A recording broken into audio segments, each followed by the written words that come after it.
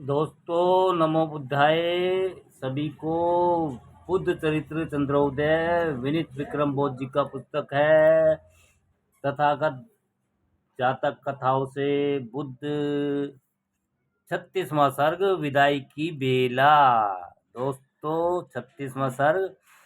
अगले दिन गौतम मुनि अपने भिक्षुक संघ को साथ लिए हुए भोजन करने आए। उन्होंने भली भांति खान पान किया, फिर बाद में प्रवचन देने लगे। सभी परिजन उनके सामने आकर एकत्रित हो गए और उनका सुंदर भाषण सुनने लगे।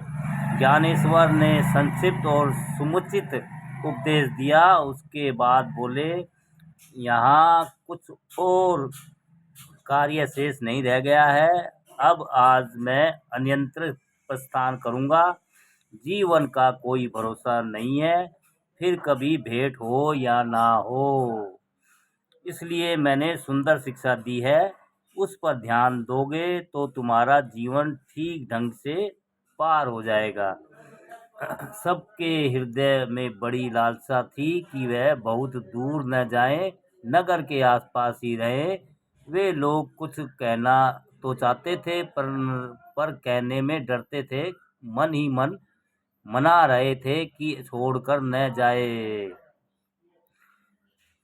राजा सुधोधन कुछ कह नहीं पाते थे। उदास मन से हाथ मोज कर पछता रहे थे। वे किंग कर्तव्य विमूढ़ के समान व्याकुल हो रहे थे। बेचैन होकर बेहाल राजा ने आंखों में आंसू भरकर कातर भाव से बुद्ध को प्रणाम किया।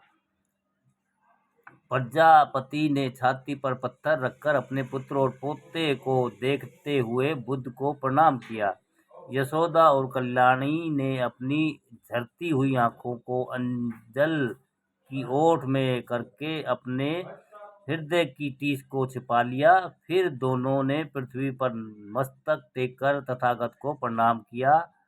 चाहकर भी वे उनके पैर को छूने का साहस नहीं कर सकी। कल्याणी के मन में ऐसी लालसा थी कि अगर मेरे प्रियतम थोड़ी देर के लिए कहीं अलग मिल जाए तो मैं आंख भरकर उनके दर्शन कर लूं और आंसुओं से धोकर उनके पांव पड़ लूं। माता यशोदा अपने मन में ऐसी मनोती मना रही थी कि अगर मेरा प्रिय पुत्र थोड़ी देर के लिए कहीं अलग मिल जाए तो मैं उसके दो उसके दो मीठे बोल सुनकर कानों को सुख ले लूं और हृदय से लगाकर अपने ललन का मुख एक बार फिर चूम लूं। उनके मनों में लालसा तो बड़ी थी, पर उसी प्रकार लज्जा भी बहुत बड़ी थी। उस शिष्ट समाज में वे अशिष्ट कैसे बन सकती थी। वे हृदय में तो छटपटा रहती थी, पर कुछ कह नहीं पा सकती थी। इस प्रकार उनके मन की साध मन में ही रह गई। गौतम के समवयस्क, उनसे छोटे और उनसे बड़े जो भी परिजन वहां पर एकत्रित थे, उन सब ने भिक्षुक संघ समेत तथागत को प्रणाम किया।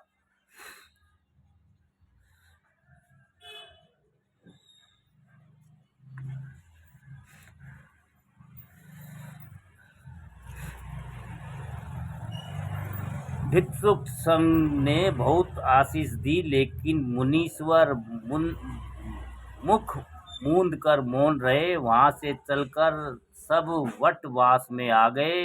एक घड़ी रुककर सब ने विश्राम किया। जब यह जान लिया कि दूसरा पहर व्यतीत हो गया है तो तथागत ने प्रस्थान करना अच्छा। उसी समय राजा सुधोधन, वहां भेजे हुए प्रधानमंत्री और प्रधान पुरोहित आ गए। सेवा करने के लिए दक्ष सेवक मार्ग के लिए खाद एवं पेय पदार्थ, सवारी के लिए हाथी घोड़े और रथ, अनेक प्रकार के सुंदर बर्तन एवं सभी भिक्षुओं के लिए चीवर आदि विभिन्न प्रकार के उपहार राजा ने भेजे। प्रधानमंत्री ने बहुत अनुरोध किया, लेकिन सुघोष ने चीवर छोड़कर और कुछ नहीं लिया। तब राजा पुरोहित उचित समय जानकर कुछ हिले डुले और हाथ जोड़कर बोले, हे कुमार, दया करके मुझे थोड़ा अवसर दो और मेरा निवेदन सुनो। तुम्हारे जाने से पूरा शाक्य समाज शोकाकुल है। राजा सुधोधन फूट फूट कर रो रहे हैं। राजा अब बूढ़े होकर जीर्ण शीर्ण हो गए हैं। उनके सर पर शासन का बड़ा बोझ है। अब उन्हें सहारा कौन दे? वंश में कोई आधार ही नहीं बचा है।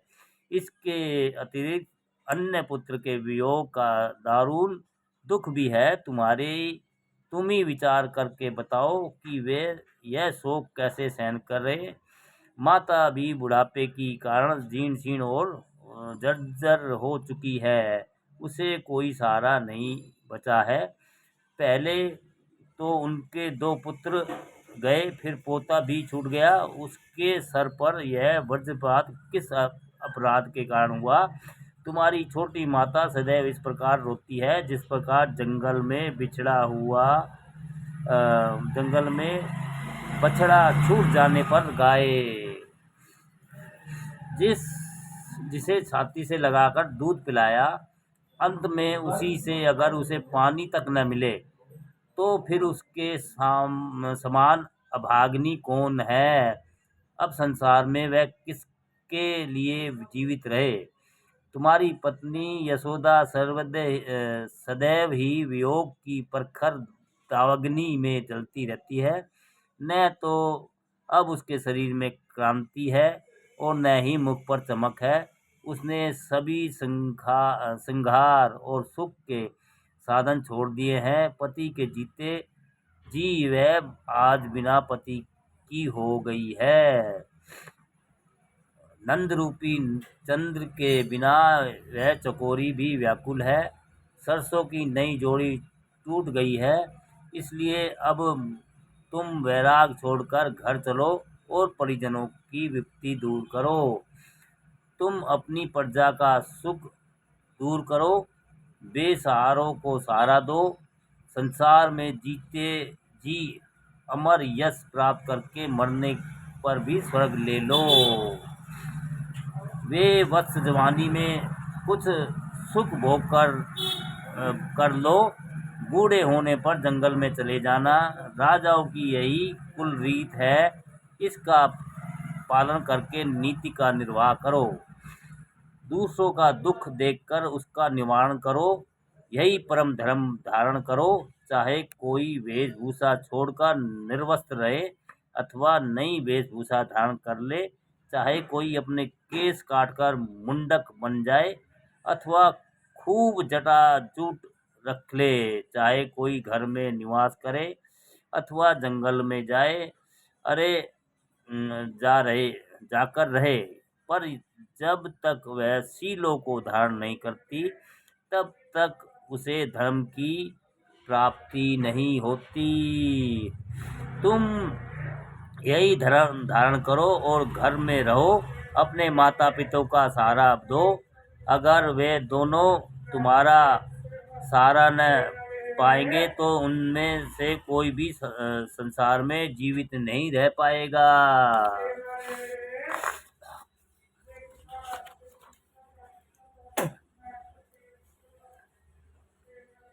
पुरोहित की गूढ़ वचन सुनकर महामेघावी तथागत ने उत्तर दिया, हे देव, अगर मेरे सब परिजन मेरे वियोग में जल रहे हैं तो फिर संसार में वियोग रहित मिलाप कहाँ है?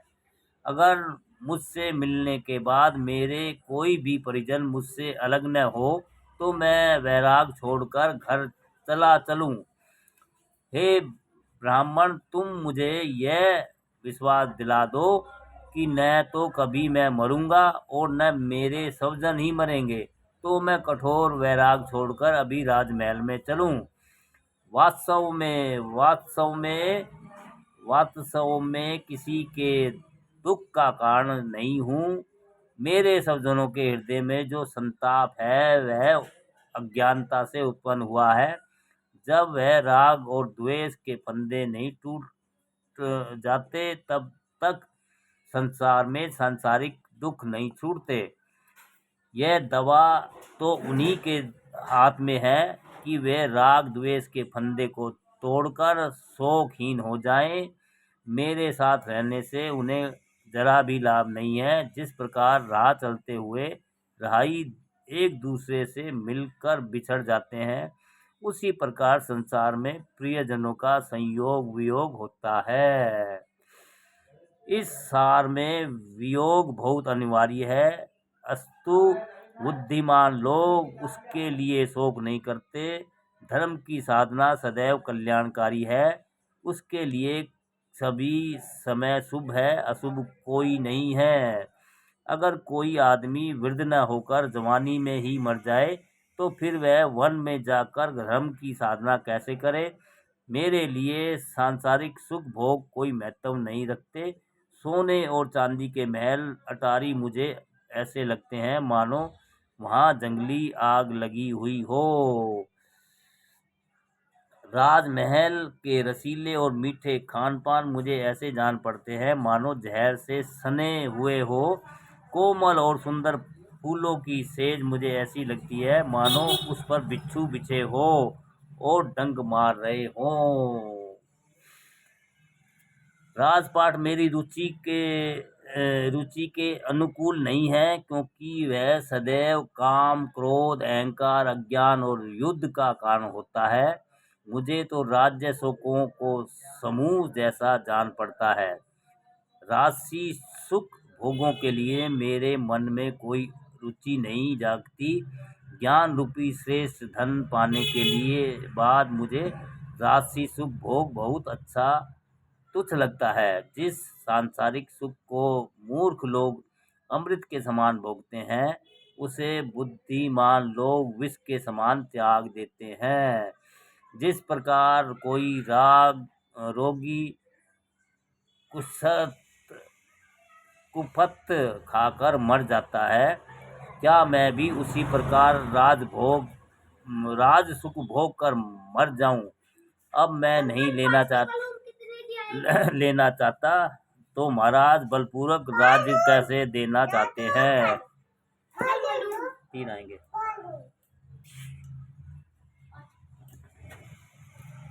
मेरे को एक दे दो, इसको 2 दे दो। मेरे को एक दे दो। कुछ भी रहेगा।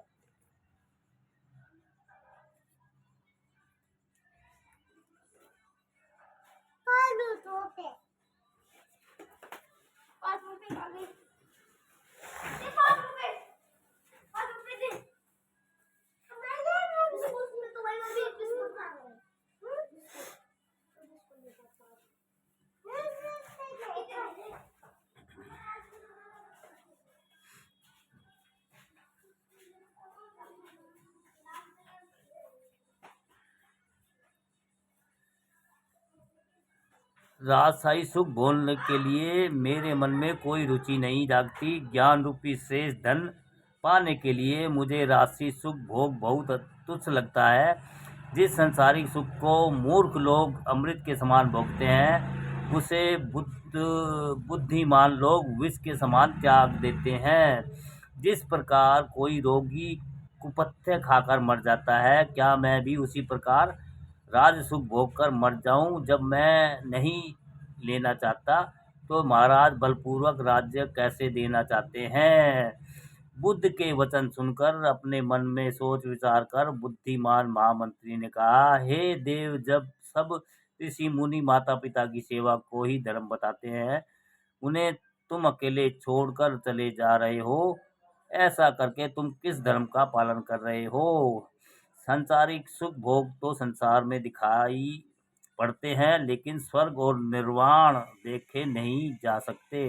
जो प्रत्यक्ष को छोड़कर परोक्ष को पाना चाहते हैं, उसे संसार में कौन आदमी बुद्धिमान कहेगा।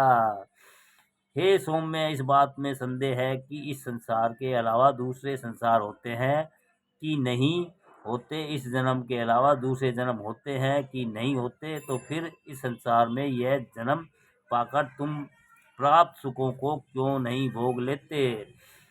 हे, अगर संसार में दूसरे जन्म नहीं होते और इस लोक के अलावा अनेक काल्पनिक लोक नहीं होते तो तब तो मरने के बाद सब लोग अपने आप ही मुक्ति पा जाएंगे।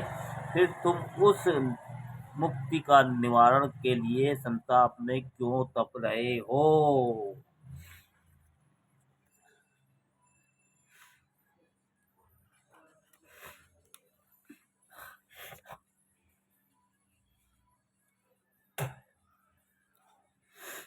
अगर संसार में आवागमन होता है और यहाँ बारंबार जन्म होता है तो फिर मुक्ति का प्रयोजन ही क्या है। उसके लिए दाह में क्यों जलते हो। प्रकृतिवादी कहते हैं कि चर और अचर प्रकृति द्वारा ही निर्मित होते हैं। उन सबको सभी गतिविधियां भी प्रकृति द्वारा ही निर्मित की जाती है। जब सब कुछ अपने आप ही होता है तो फिर व्यर्थ ही संताप में क्यों तपते हो।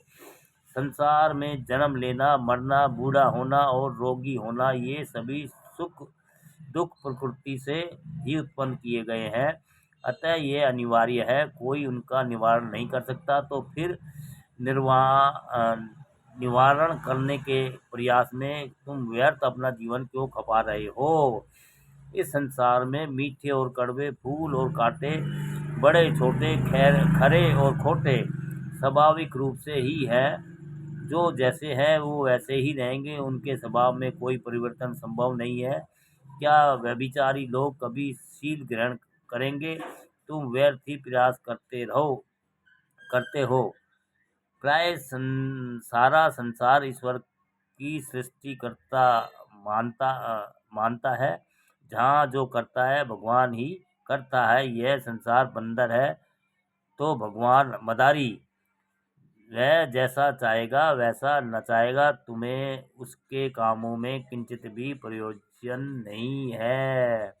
अगर तुम्हें मोक्ष प्राप्त करना चाहते हो तो तीनों प्रकार के कर्ज पटा दो और उसे घर बैठे ही प्राप्त कर लो। व्यर्थ जंगलों और पहाड़ों में मत भटको। हे भद्र, यदि तुम स्वर्ग का मधुर सुख चखना चाहते हो तो दर दर भीख मत मांगो। घर में रहकर वैदिक विधि से यज्ञ करके सांसारिक सुख के साथ ही स्वर्ग सुख प्राप्त करो। अगर तुम्हें घर लौटने में संकोच हो रहा है तो सोच मत करो। ऐसा करने में तुम्हें कोई दोष नहीं पड़ेगा। राजा रामचंद्र अम्बरी अम्बरीश और द्रुमकेश जंगल में रहकर घर लौट आए तो उन्हें जरा भी पाप नहीं लगा। महामंत्री की बात सुनकर मुनियों के मन रूपी कमलों को प्रसन्न करने वाले सूर्य के समान तेजस्वी तथागत ने सावधान होकर तर्क सहित उत्तर दिया। ऋषियों के मत भिन्न भिन्न हैं, शास्त्रों के मत भी नाना प्रकार हैं। उनमें से किसी ने आज तक यथार्थ तथ्य को नहीं जाना। उनके द्वारा जो तरह तरह के मतवाद कल्पित किए गए हैं वे मानने योग्य नहीं है। जो कुछ जानने योग्य है वह मैंने जान लिए हैं। दिन रात निरंतर चिंतन मनन करके मैं अंतिम ज्ञान प्राप्त कर चुका हूँ। अब जब मैंने अमोक्ष तथ्य को मान लिया है तो काल्पनिक मतों को कैसे मान सकता हूँ। जब मैं सही दृष्टि पा गया हूँ तो क्या अंधों के पीछे पीछे चलूंगा।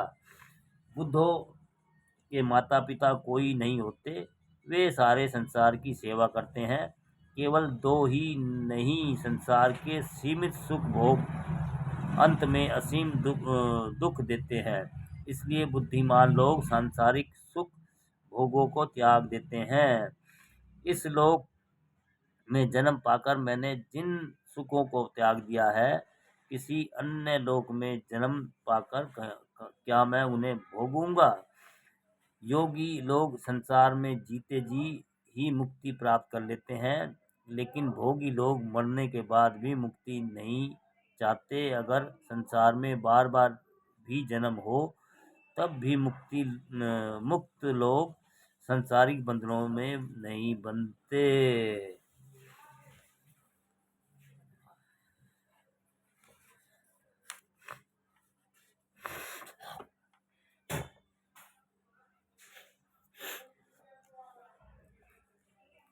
अगर संसार के सभी गुण दोष प्रकृति के सिर पर ही मर दिए जाए और मनुष्य का उत्तरदायित्व अपने ऊपर न ले, तब तो पाप पुण्य का भेद ही समाप्त हो जाएगा। जरा हो जाएगा जरा मरण और उनके भयंकर रोगों को निर्वाह मानकर बुद्धिमान लोग उनके लिए शोक नहीं करते। संगत सत्संग के प्रभाव से दुर्जन भी सज्जन हो जाते हैं, अस्तु उन्हें अच्छा मार्ग दिखाने में मुझे हानि नहीं है। अगर यह मान लिया जाए कि संसार में बहुत कुछ स्वयं भगवान की ही करता है, तो फिर मनुष्य के लिए कोई काम अच्छा न होगा न बुरा होगा। वह कुछ भी करता रहे, न उसे पुण्य होगा न पाप होगा। मुझे तथाकथित मोक्ष न चाहिए। अगर संसार सही मार्ग पा जाए तो मेरे मन को संतोष हो जाए। मैं कल्पित स्वर्ग सुख भी नहीं चाहता। अगर संसार को सुख प्राप्त हो जाए तो मैं सुख प्राप्त कर लूं। अगर वन से अधिक लाभ घर में प्राप्त हो तो घर लौटने में भी किसी को कोई दोष नहीं है, लेकिन मेरे तन और मन संसार के कल्याण के लिए समर्पित है, अस्तु मैं घर लौटने में कोई लाभ नहीं देखता। इसलिए मुझे रोकने का प्रयास छोड़ दो, इससे मुझे कोई लाभ न होगा। अब मैं इधर जाऊं और तुम उधर जाओ। ऐसा कहकर मुनिराज ने कहा, उनका वहां से प्रस्थान किया। वह दोनों प्रणाम करके घर चले गए। सब समाचार जानकर राजा सुधोधन बहुत असहाय हो गए। उनकी अंतिम आशा भी चकनाचूर हो गई। उनके हृदय में तेज अंगारे भर गए। संसार सागर में वे बिना नाव और बिना पतवार के हो गए।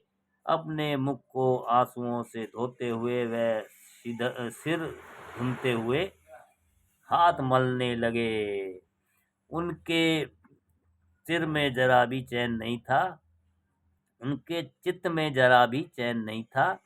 उनका दारुण शोक अवर्णनीय था। वे आंखों से बोल तो नहीं पाते थे, पर उन्हें खोलकर प्रखर पीड़ा बहाते जा रहे थे। दोस्तों, नमो बुद्धाय। सभी को 36वां सर्ग विदाई का बेला। दोस्तों, नमो बुद्धाय।